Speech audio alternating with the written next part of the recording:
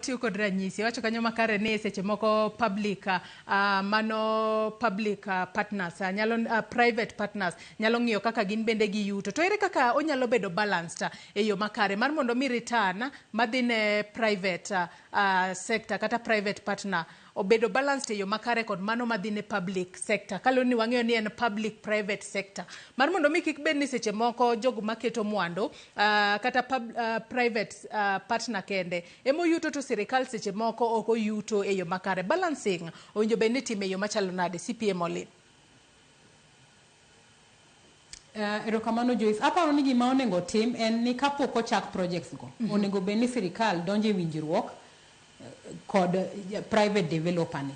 E winjruok ni ok onego bed winjruok moro moumore mok wang'e ni ang'o manie iye. Mana kaka nyi winjo kanyo uso shares mag Safaricom no land ne jopiny ni sirikal geto mondo us shares nyo kete public participation nikech jopiny wan kod jolony ka manyalo ng'eyo ka agreement ma wadonje no ni kod ber kata onge ber. Koro gima temo wacho en ni balancing inyalo tim ni atamala di mabro dhi ne private developer, atamala di mabro dhi ne japiny mar Kenya. Mano bro timore ka wang'iyo ni par ni ja private developer ni e wuon pesa.